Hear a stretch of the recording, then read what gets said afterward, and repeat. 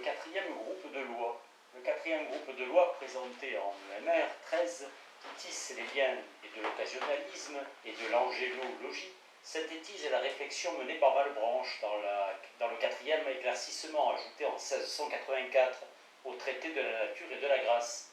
Une des conséquences marquantes du thème de la simplicité des voies et des volontés générales divines est la tendance malebranchiste à essayer de diminuer le nombre de miracles entendus stricto sensu comme des dérogations aux lois générales organisant la nature, c'est-à-dire les résultats de ce que Malebranche appelle des volontés particulières divines, sans pour autant nier qu'il puisse exister dans quelques rares circonstances de véritables miracles. Malebranche met ainsi en œuvre, aux grandes dames d'Arnaud et de Bossuet, différentes tactiques de réduction, c'est-à-dire de réinscription dans un cadre légal et général des événements qui peuvent de prime abord nous apparaître comme miraculeux. On peut considérer que Sainte-Beuve, dans son Port-Royal, n'a pas fondamentalement tort lorsqu'il affirme de façon quelque peu brutale « Malebranche essaie de rester chrétien avec le moins de miracles possible » ou encore « La stratégie de Malebranche consiste dans le fait d'exclure plus ou moins complètement de la providence et les volontés particulières et à réduire le problème du gouvernement divin au terme de la relation entre la volonté générale et les causes qu'il définit comme occasionnelles. » Le quatrième éclaircissement du TNG, qui donna lieu à un vif et long échange avec Arnaud, s'inscrit dans cette atmosphère générale de déflation marquée en matière de miracles et présente l'intérêt d'opérer ce mouvement déflationniste en contexte proprement occasionnaliste. Malebranche avoue en effet que l'objection lui a été faite. Il semble y avoir dans l'Ancien Testament beaucoup trop de miracles pour un Dieu qui agit habituellement par volonté générale. Le dessein de l'éclaircissement, c'est de répondre à cette objection. Pendant le temps de l'Ancien Testament, les miracles étaient fort fréquents, puisque les biens temporels étaient proportionnés à l'obéissance que les Israélites rendaient à la loi. Or, tous les miracles sont faits par des volontés particulières de Dieu, donc Dieu agit souvent par des volontés particulières. Réponse à la dissertation. Mais cette critique vient, selon l'oratorien, d'un malentendu sur le statut de l'occasionnalisme et du principe de la simplicité des voies, que les objecteurs ont en l'occurrence conçu de manière réductrice, en limitant le domaine d'application aux lois qui régissent le monde physique et sans comprendre qu'il s'agit d'une théorie d'extension universelle. Je ne vois pas encore que cela, les miracles rapportés par l'Ancien Testament, combattent mes sentiments, si ce n'est qu'on veuille supposer que je ne reconnais point d'autres lois générales selon lesquelles Dieu exécute ses desseins que celle de la communication des mouvements. Si miraculeux que paraissent les événements dont il est ici question, par exemple parmi les présumés miracles dont parle Malebranche dans ce quatrième éclaircissement, la donation de la manne aux Hébreux, l'imprévisible défaite du roi assyrien Sénachérib face aux Hébreux suite au fléau qui frappa son armée, assiégeant Jérusalem, la peste que David attira sur les Hébreux pour avoir voulu les dénombrer. Il faut donc penser, car la raison et les résultats philosophiques du malbranchisme l'exigent, qu'ils sont, comme les autres événements, les effets de volonté générale divine, déterminés par des causes occasionnelles. À l'issue de ce premier moment, qui constitue le mouvement déductif a priori de la pensée de Malebranche, il reste à déterminer quelles sont ces causes. On peut alors passer au deuxième moment, celui du constat a posteriori de la colligation d'expérience. L'écriture joue ici le rôle tenu par l'expérience au sens habituel du mot, lorsqu'il s'agit de déterminer le contenu des volontés, lois qui régissent le mode physique. Elle nous apprend que Dieu agit souvent par le ministère des anges. Il faut à ce stade se garder de négliger le principe fondamental de l'occasionnalisme, faute de quoi nous retomberions dans l'erreur spontanée de la philosophie commune, qui attribue aux créatures une efficace propre en oubliant que Dieu exécute toujours comme cause véritable ce que les créatures font comme cause occasionnelle, auquel Dieu a communiqué sa puissance, selon certaines lois générales. Cette précaution prise, on peut formuler les lois de l'occasionnalisme que la sommation du déduit et du constaté a permis de construire. Il s'agit des lois générales qui donnent aux anges bons et mauvais pouvoir sur les corps. C'est par l'efficace de ces lois que les anges ont gouverné le peuple juif. Les causes occasionnelles de ces lois sont leurs désirs pratiques. On peut encore améliorer la formulation de cette loi en regardant l'écriture de plus près. On y voit que parmi les anges, l'archange Michel occupe une place privilégiée. On posera donc que Dieu a gouverné le peuple juif par des lois générales dont l'efficace était déterminée par l'action de Saint Michel et de ses anges. Ce qui, appliqué à la question qui a motivé ce développement, permet de conclure.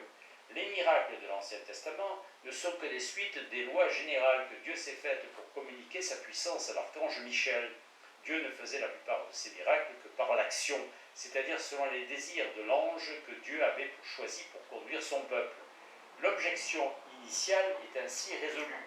Dieu n'a pas dérogé à l'exigence d'agir par volonté générale, tandis que les miracles de l'Ancien Testament sont préservés en tant qu'événements ayant réellement eu lieu, mais non pas en tant que miracle au sens strict du terme.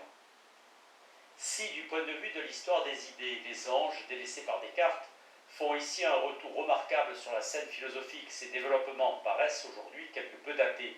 Certains contemporains de Malebranche les considéraient déjà avec un étonnement goguenard. Pierre Nicole écrivait ainsi « Ce qu'il, Malebranche, dit du choix de Saint-Michel est une chose fort plaisante et qui peut attirer un grand ridicule.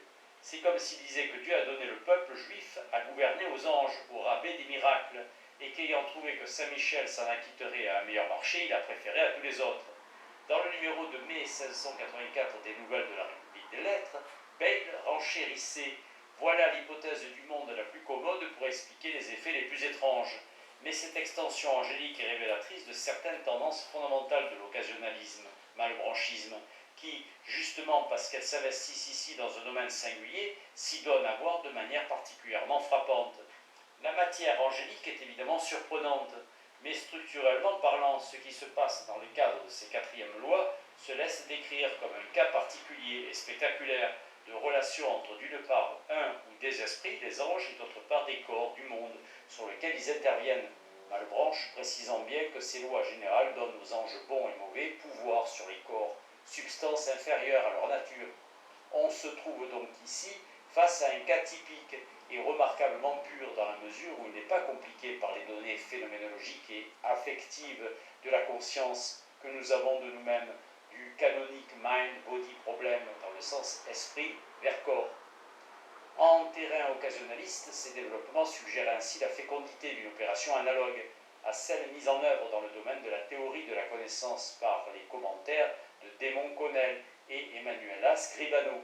En partant d'un modèle angélique, on dégage dans toute leur pureté les caractéristiques fondamentales de nos opérations cognitives, d'après Emanuela Scribano ou Démon Connell, ou de la relation causale de l'esprit vers le corps, dans le cas qui nous intéresse. On prendra garde aux effets d'emboîtement et donc de complexification qui s'observent entre les différentes lois. La puissance des anges ne porte peut-être que sur les corps, mais on peut supposer que ce faisant, et par l'intermédiaire des lois de l'union, elle atteint indirectement les esprits. Par exemple, quand, au deuxième livre des rois, 1935, le fléau de Dieu, l'ange du Seigneur, dit le texte « décime le camp des Assyriens qui assiégeaient Jérusalem ». Cela évidemment des retentissements, la frayeur, le désespoir sur l'état mental du roi Sénachérib et de ses troupes, dans le sens corps vers esprit. Ces retentissements ont eux-mêmes des effets, décision de lever du siège qui menait les Assyriens en fuite.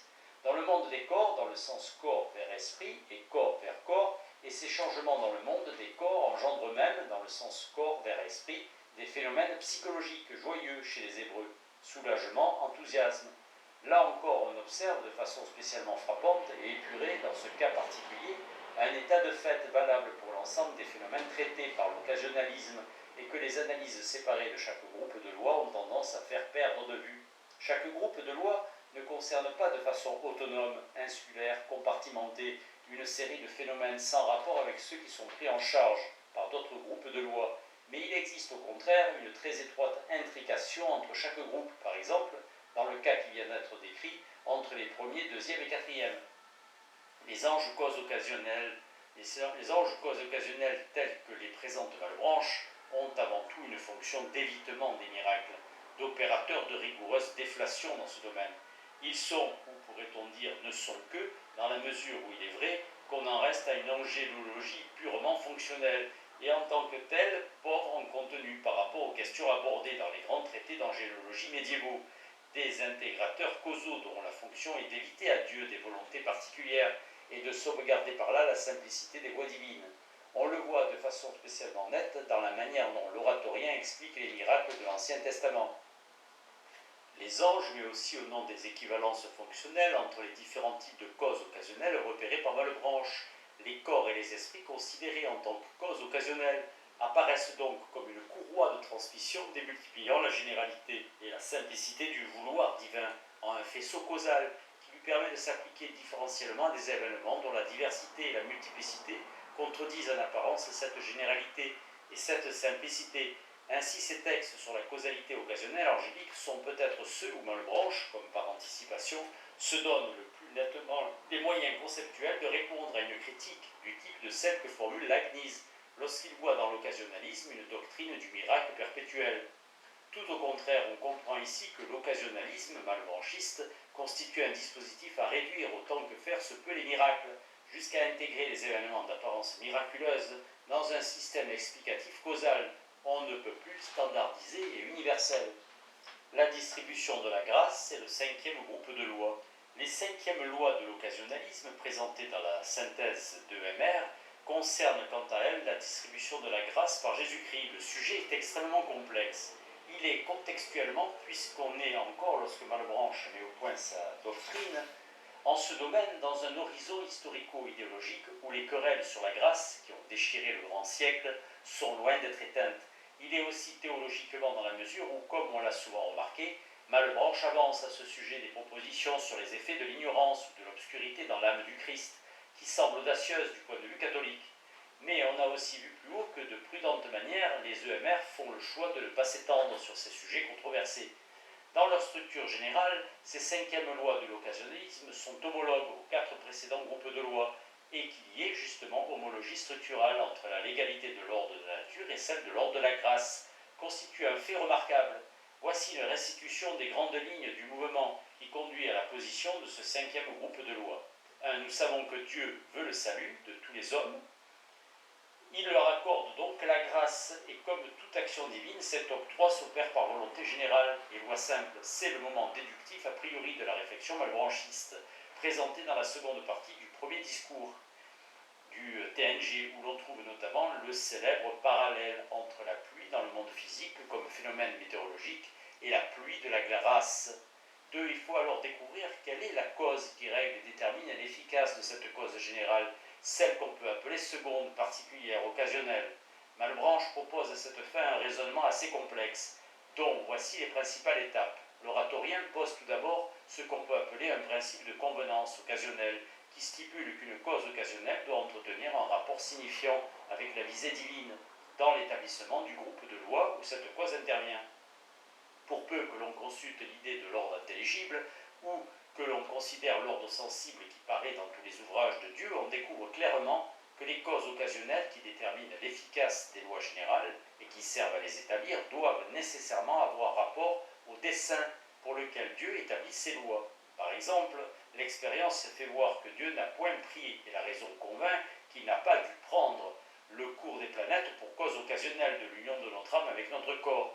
Il ne doit pas vouloir que notre bras se remue de telle manière, ni que notre âme souffre le mal dedans, lorsque la lune sera jointe au soleil. Si cette conjonction n'agit sur le corps, le dessein de Dieu étant d'unir notre âme à notre corps, il ne peut donner à l'âme les sentiments de douleur que lorsqu'il arrive dans le corps quelque changement qui lui sont contraires.